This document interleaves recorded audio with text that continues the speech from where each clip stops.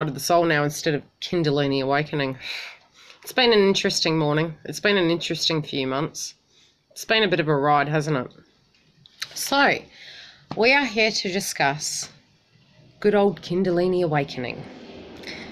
Now, I'll wait for a few people to get on, and I will be doing the twin flame video today, but it will be a bit later. I have got myself behind, obviously, because I went through the dark night of the soul. So to those beautiful people who accepted rescheduling with my family, dramas and other triggers coming on, thank you. I love you very much. And I should be very good for, I always do this, March. It's probably because energy is fluid. I don't tend to tune into months really, but yeah, I do. Hello, Daryl. Okay. So, I'm going to tune into the best way I can describe Kundalini Awakening. Now, you may find this can happen at any time, but it also is more when you're aligned more with your spiritual self.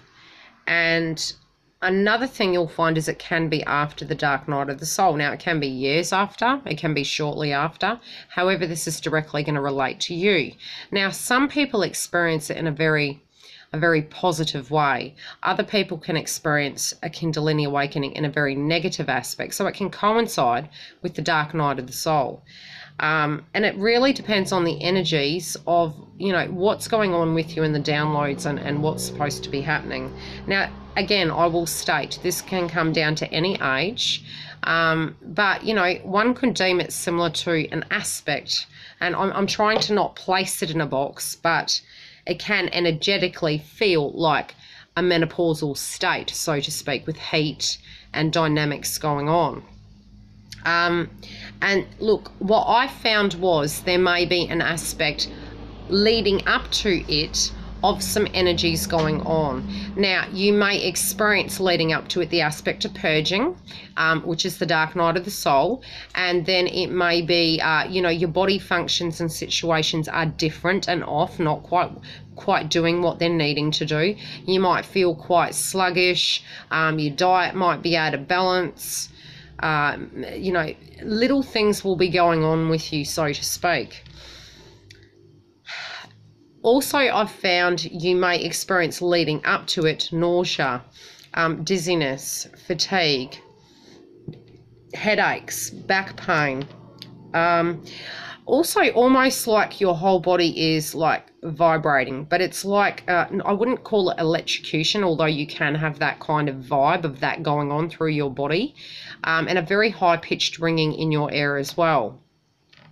When that's going on, again, you can be having, your forehead really, really very tense, where it's great pressure. And it's almost because, as I said, going through the dark night of the soul, what it is your chakras are clearing. So I do feel they do kind of correlate and match really with what's going on. So when you're doing that aspect of purging, through your chakras, through the dark night of the soul, what then is triggered is a chain of events, and it's like a frequency realignment.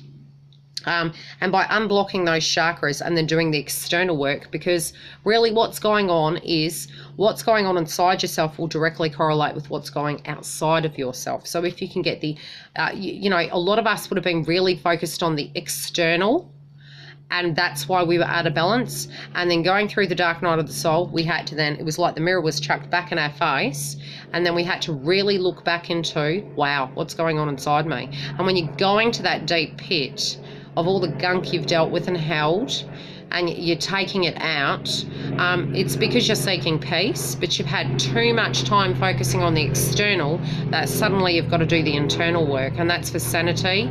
And really what I found going through that process was, wishing to align correctly with what I wanted to happen outside as well as inside, and I was owning that aspect.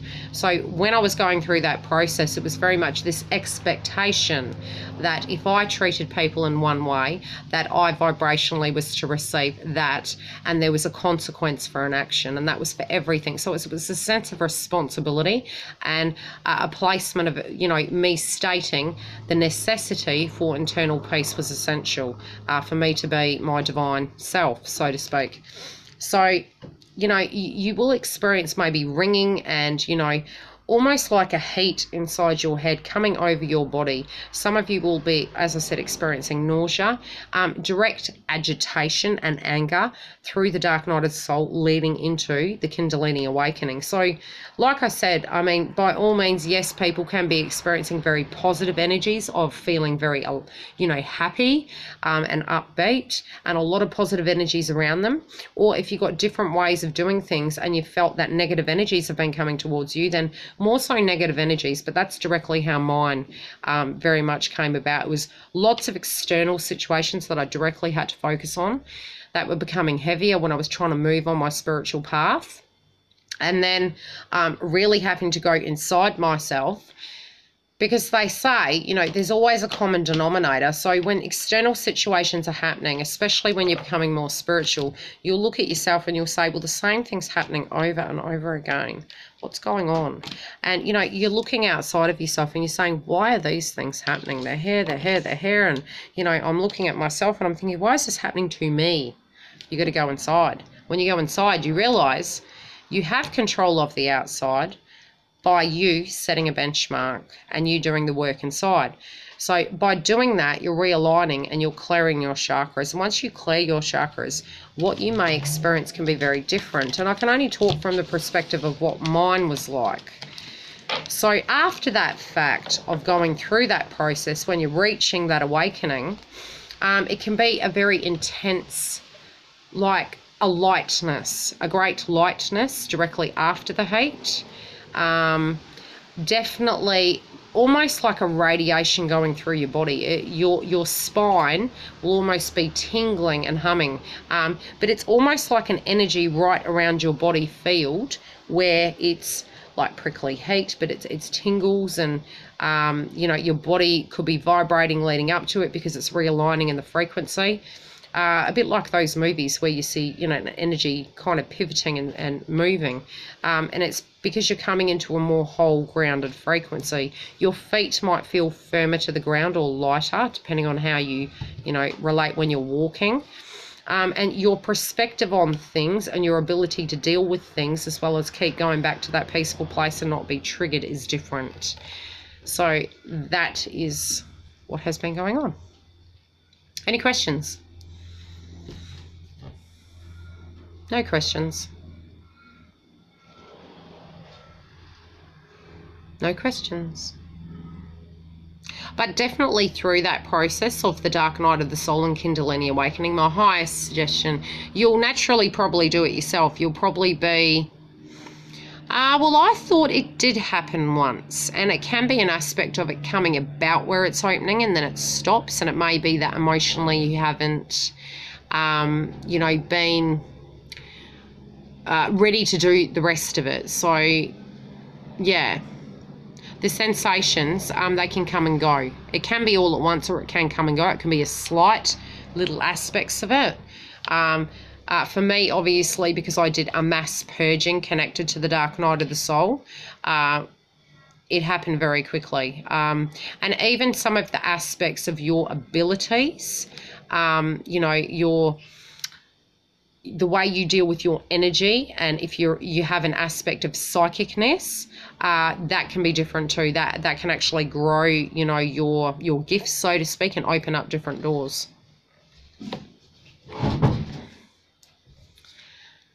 You just got to dig deep. You got to take your power back. Do your research. I'll put videos up, you know. We have tools. We are it, in a sense that we can seek when we're receiving a trigger, but just try and take power back and do the work internally. And it does feel yucky doing it, and sometimes we're looking outside of ourselves. And the funny thing was, at that moment when I was going through the dark night of the soul, connections were limited, and that actually benefited me. But you will have to be very stubborn in your energy to understand that you need to make it through. Okay, I'm glad you liked the video, Kim. But yeah, definitely, yeah, dizziness as well, definitely.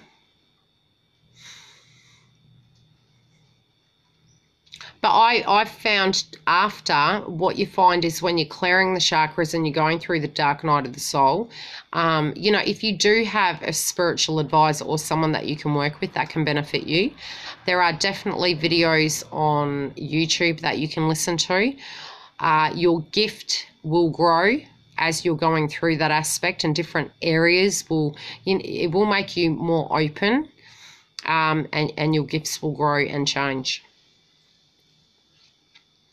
And I mean, I remember sitting there directly after and I closed my eyes because I could feel the vibration coming through my neck and my back, and through my body, so to speak. And when I closed my eyes, I know I have an energy in the home, and it was like my eyes were open and I could see things around me.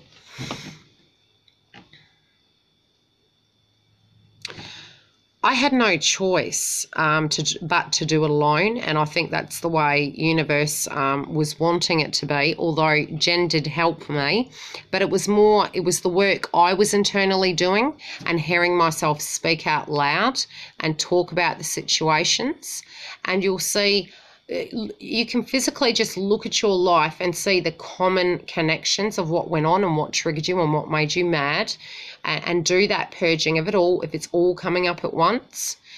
But you got to realize that in order to go back over it and look at it from a different perspective, and realize that if it wasn't for those things happening, you wouldn't be who you are today, that's benefited you. You can't really come out of that aspect of the dark night of the soul and just take it forward with what you have, not as a heavy handbag or a sack full of burdens, but to let them down and not cast them aside, but take the good from them forward.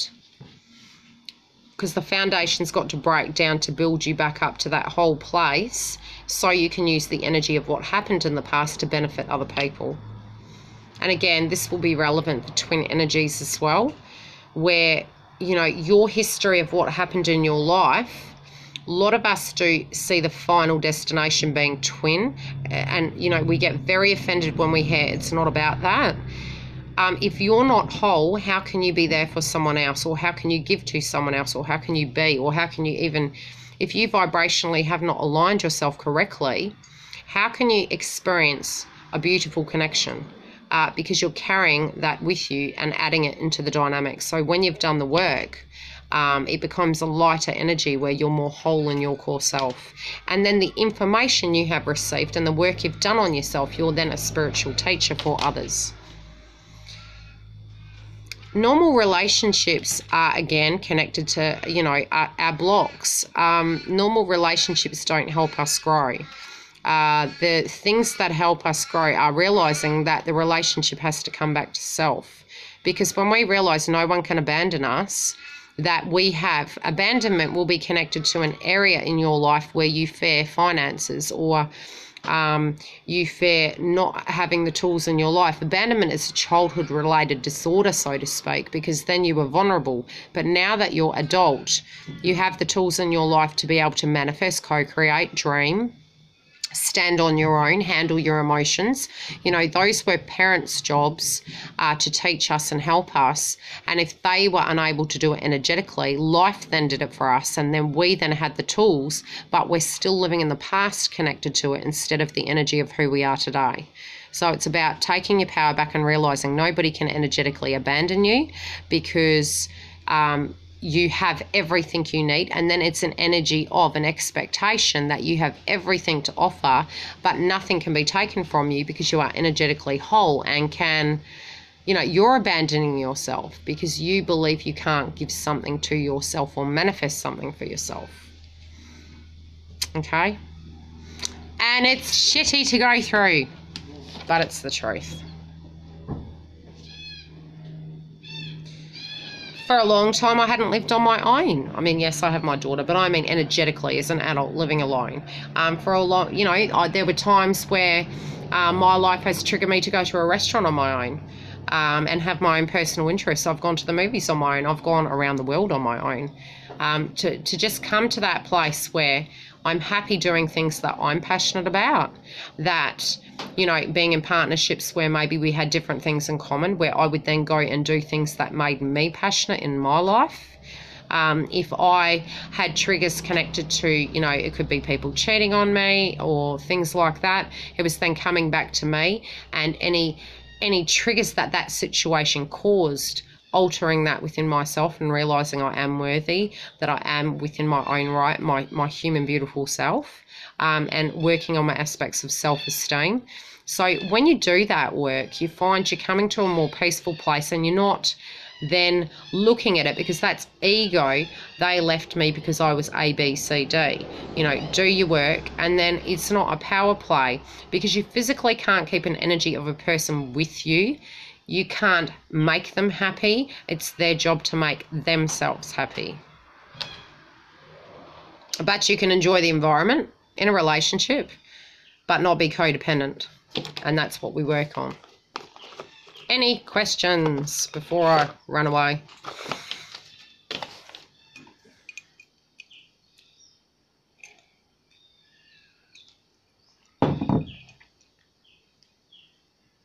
No questions?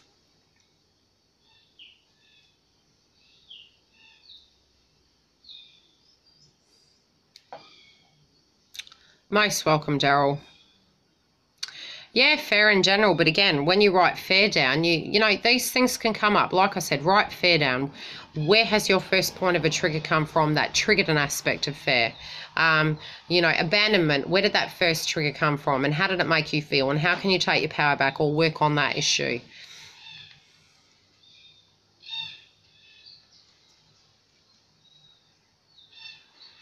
Anything. Can be anything you need to look at.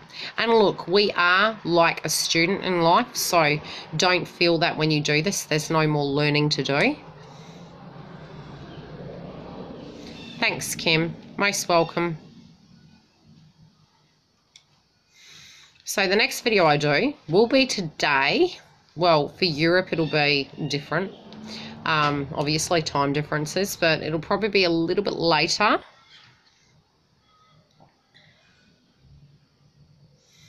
How do you know if you're cursed?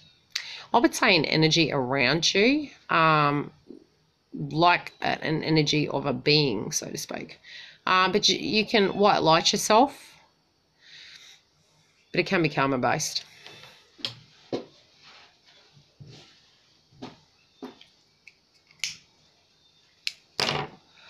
But don't manifest your own curse on yourself. Don't get paranoid about it, number one. Stay very grounded. Don't give your internal compass of your power away, so to speak. Keep your energy grounded. Clear your chakras. And white light yourself. And the funny thing was, around the time I was going through the dark night of the soul, I had a rock to protect my spiritual self and my gift. I also had clear quartz, you know, which assists with clarity as well. Both of them simultaneously broke months before around Christmas. And the odd thing was, I hadn't energetically been ready to get them again and wear them. And it was almost like the aspects of what was happening around me were coming towards me, because the clarity from without was actually within. So in not having it, it meant I had to go inside myself.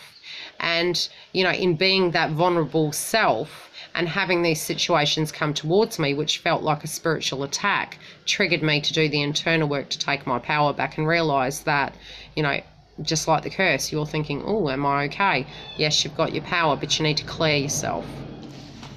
If that makes sense.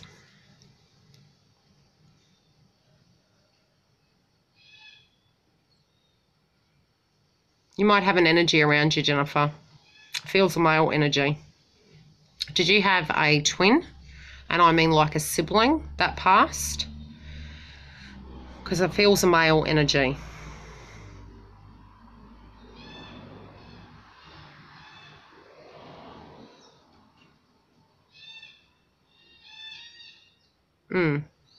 Yeah, it feels like an energy of a male. He feels like he's in his 20s.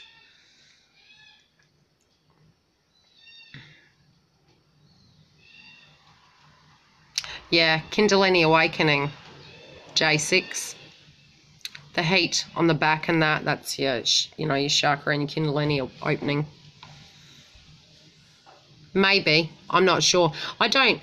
With the way my gift works, I had fertility-related issues years ago, so I can always pick, like, if people are having children or how many of which sex they're going to have. But if you ask me, and that's why I stopped doing, like, readings connected to what sex is the baby going to be, because I can pick in general how many of what you're going to have, but I can't tap into the energy of what you're having.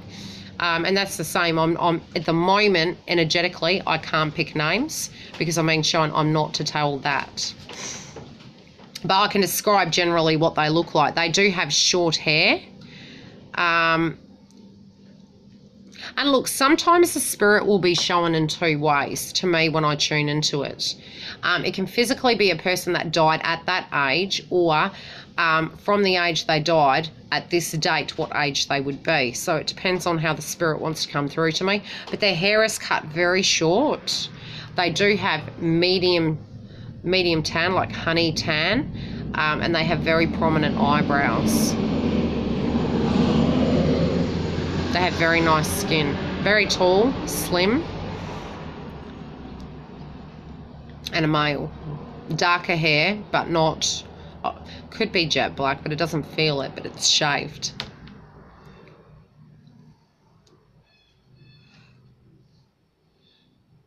You'll just feel the energy with you. Sometimes there can be a warmth of an energy. Sometimes you'll visually see a spirit if it's around you. How am I feeling today? After the fact of it, yes, I'm feeling good. There has been a lot of things coming at me, but yeah, I just got a lot of work on my plate. But I know I'll get it done. And I know there's more things coming today because I can also tune into energies around me. So anyone I'm directly connected to, and especially when I work with you guys as like clients and family, I'll directly be plugged into you. So sometimes your name might pop up in my head and I know that I'm going to hear from you, or you'll make a booking. Or, you know, I can tap into anybody I know really, and I'll just get a vibe. It'll come like a wave over me. So I do know something's happening with my daughter, so she's going to shit me later and I have to stand my ground. Yes, I've been having that too. It's in the back of my calf. It's been like almost like a, you know, when you get cramp, you know, it feels like a pinched nerve. Yeah. Again, it's through clearing your chakras because you will become quite dehydrated during the purging process. So I'm drinking my green tea and I've been drinking my soup. Yeah. So just get yourself hydrated, because when you're going through the purging, it's almost, it takes a lot out of you. And the Kundalini coming out with the heat, you really have this activation going on where you're letting off a lot of steam, you know. So you're going to become dehydrated. So cleanse yourself. Get your... what would the other thing I could say? You know, get your vitamins balanced. A lot of us have been really lacking in vitamins lately. You know, where our nutritional value maybe has depleted due to maybe not eating correctly, due to the purging process. I mean, I literally did not have dinner correctly for 4 days during that purging process, and it was due to external triggers coming out around me. I was feeling very sluggish. Some of us might have experienced bloating, even though we weren't eating a great deal or eating excessively. So it just depends on how you're going to directly deal with the energies of what's going on around you. This channel's turned into a very bloody interesting channel, hasn't it? I thought I was just going to be doing zodiac signs.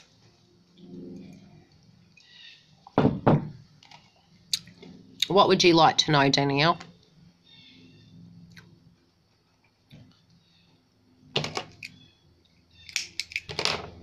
You have a question, Danielle. Yes, it was horrid. That's why I described it like menopause, you know, or menopause, whatever you want to call it. How long ago, Danielle? Because I can feel a bit of is there an anniversary coming up? Because there feels like there's a bit of a, you know, a heavy energy. It's like you're thinking back over something. It feels like I wouldn't say yes, but you're thinking about it, and there's a reason. Now, I can see a living room and I can see maybe a lamp or a chair. Is this related to husband or grandfather?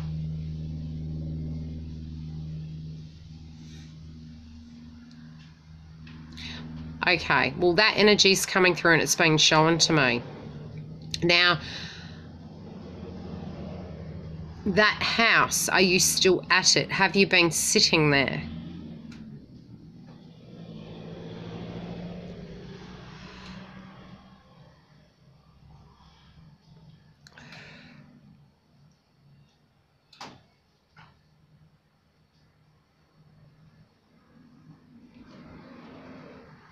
Do you sit in the chair, Danielle? Have you been sitting in the chair, or is the chair directly linked to your home? Or have you been thinking about that? Okay, do you wear glasses?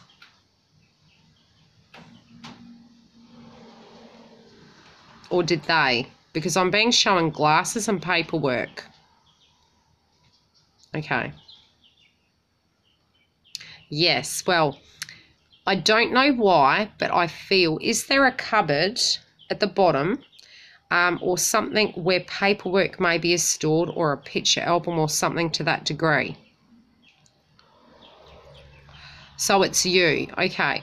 Now, I feel connected to the date of death, either now or you will be sitting in this chair. I feel you're going to find something. Now, I'm being shown something. Now, this might have been a past tense event, or it might be something that's coming, but they're showing me you sitting there. It may be of the early evening, around 4 o'clock, I'm not sure, but I feel you may be wearing glasses, or he's saying you need to wear glasses. You may be looking through an album and there's a piece of paper inside it connected to a memory. That's what I've been shown. But yes, he's well, and he knows you're thinking.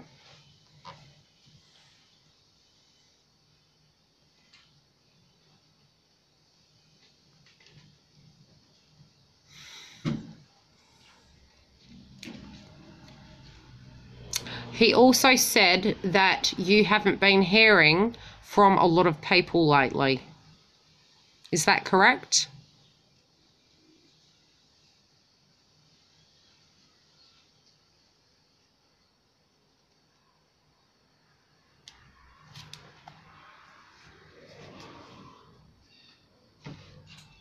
Okay, he wants you to make contact with him. He doesn't want you to stay home. And there's one friend he's showing me, and he said you need to go for either a coffee or you need to go and talk to somebody.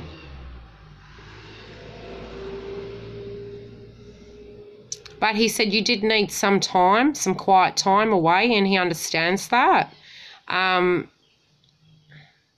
Yeah, but he's actually wanting you to go and do something. You know, he wants you to not stay home. And he's showing me that you haven't heard from a few people, and it might be that you're thinking of going and seeing them, but you've delayed it. Some sense of a delay for some reason. Okay, I'm being shown a female. Do you have a female daughter who's older? Or a female in general? I'm seeing an older person.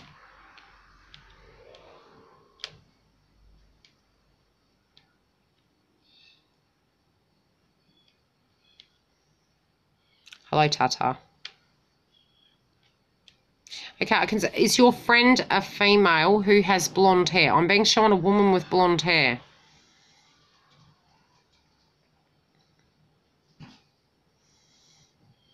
He's just showing me a female. Did he have a sister that had blonde hair? He keeps showing me this woman with blonde hair. And it's supposed to be important for some reason. Until we connect the dots, generally you won't show me anything more. Oh, what's going on with her? Did you... It might be. I'm not sure.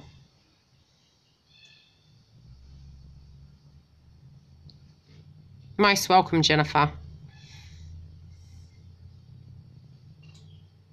Okay. Your sister then. There you go. He's showing me the contact to your sister. How is that connection going?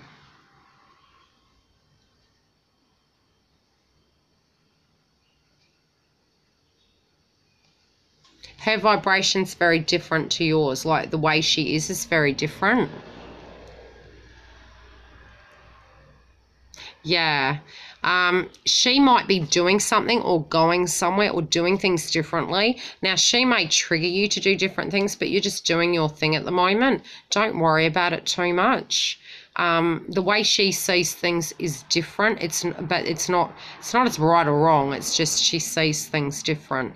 But he's saying he knows. And don't worry about it. But I do feel you will do some things, and there's a bit of a pause. So if you have any plans, there is a bit of a pause, and that's okay. But don't think you're not going to hear from people and have people visit you. It's delayed at the moment, but he's asking you to go out.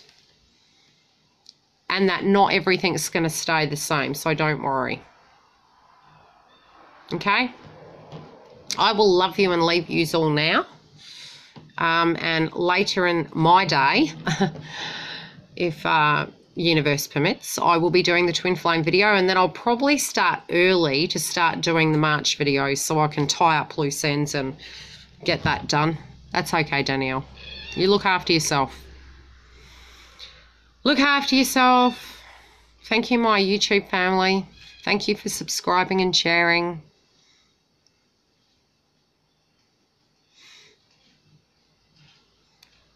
Anytime.